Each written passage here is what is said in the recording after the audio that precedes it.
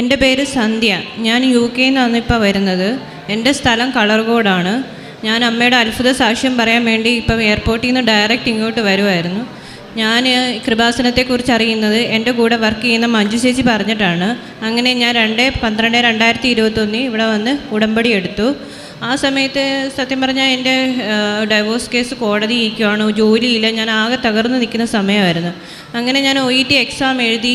അപ്പോൾ ഞാൻ അമ്മയോട് വാക്ക് പറഞ്ഞായിരുന്നു, ഞാൻ റിസൾട്ട് ഇവിടെ വന്ന് മാത്രമേ ഞാൻ നോക്കത്തുള്ളൂ, അല്ലാതെ ഞാൻ നോക്കത്തില്ല എന്ന് പറഞ്ഞു. അങ്ങനെ ഞാൻ ഇവിടെ വന്ന് റിസൾട്ട് നോക്കിക്കഴിഞ്ഞപ്പോൾ എനിക്ക് സ്പീക്കിങ്ങും റൈറ്റിങ്ങും പോയി.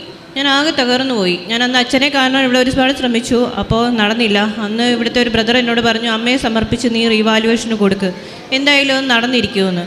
അങ്ങനെ ഞാൻ അമ്മയെ സമർപ്പിച്ച് റീവാലുവേഷന് കൊടുത്തു. എനിക്ക് 2 മോഡ്യൂളും 50 മാർക്ക് വെച്ച് കൂടി. അങ്ങനെ ഫുൾ മോഡ്യൂൾ B ആക്കി കിട്ടി. പിന്നെ എനിക്ക് അത്ഭുതങ്ങളുടെ ഒരു പെരുമഴയായിരുന്നു. പിന്നെ CBT അതുപോലെ തന്നെ പാസ്സായി, ഇൻ്റർവ്യൂ പാസ്സായി. അങ്ങനെ ഫുൾ എല്ലാം അമ്മയുടെ ധ്യാന ദിവസമായ ചൊവ്വാഴ്ചയാണ് നടന്നിട്ടുള്ളത്. അങ്ങനെ ഞാനൊരു ചൊവ്വാഴ്ച തന്നെ NHSൻ്റെ എംപ്ലോയി ആയിട്ട് UK എത്തി. അവിടെ ചെന്ന് കഴിഞ്ഞപ്പോൾ OSCE എക്സാം, അത് ഭയങ്കരമായ ഒരു വലിയ എക്സാമാണ്. അതങ്ങനെ പെട്ടെന്ന് എല്ലാവർക്കും ക്ലിയർ ചെയ്ത് കിട്ടത്തില്ല.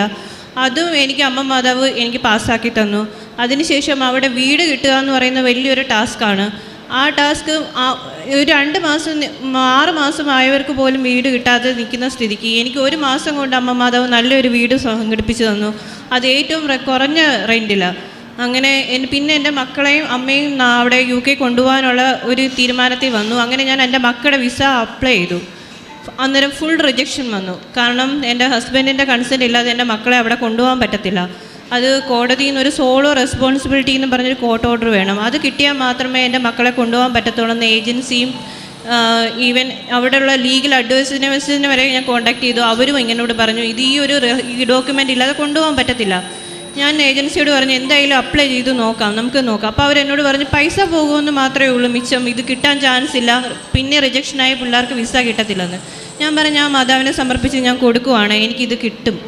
അങ്ങനെ ഞാനത് കൊടുത്തു. എൻ്റെ മക്കൾക്ക് വിസ കിട്ടി. അതുപോലെ തന്നെ എൻ്റെ അമ്മയുടെ വിസിറ്റ് വിസയും ഇതുപോലെ തന്നെ. ഫണ്ടില്ല, ഞങ്ങൾക്ക് സേവിങ്സ് അക്കൗണ്ടിലായിട്ട് ഒരു 0 ബാലൻസ് ആയിരുന്നു.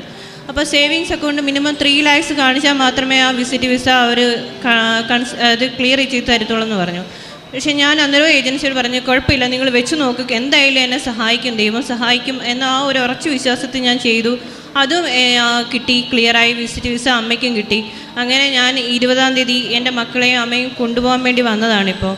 അപ്പോൾ അമ്മ അത്ഭുതകരമായി എന്നെ എല്ലാ അപകട മേഖലകളിൽ നിന്ന് രക്ഷിച്ച് എന്നെ ഇവിടം വരെ എത്തിച്ച അമ്മ മാതാവിനും തിരുക്കുമാരനും ഒരുപാട് നന്ദി. അതുകൂടാതെ ഒരുപാട് രോഗസൗഖ്യങ്ങൾ എനിക്ക് തന്നിട്ടുണ്ട്. എൻ്റെ മൂത്ത മകന് വിട്ടുമാറാത്ത പനിയായിരുന്നു.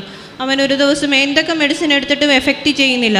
അങ്ങനെ ഞാൻ ഉപ്പും തേനും കൂടെ കൂട്ടി കൊടുത്തു, ഉടമ്പടി തൈലം പുരട്ടി പ്രാർത്ഥിച്ചു. അന്ന് അവൻ ഭയങ്കരമായി അന്നേരം ആ സമയത്തൊന്ന് വൊമിറ്റ് ചെയ്തതിന് ശേഷം പിന്നെ അവൻ ആ പനി അന്നേരം തന്നെ വിട്ടുമാറി. പിന്നെ അവൻ ഒരു രീതിയിലുള്ള ഒരു ബുദ്ധിമുട്ടും ഉണ്ടായില്ല. അതുപോലെ തന്നെ എൻ്റെ ഇളയ മകൻ ഒരു ദിവസം കളിച്ചുകൊണ്ടിരിക്കുമ്പോൾ നിക്കറിൻ്റെ സിബ് കുരുങ്ങി, അവൻ്റെ പെന്നിസ് ഫുൾ സിബിനകത്ത് പെട്ടുപോയി.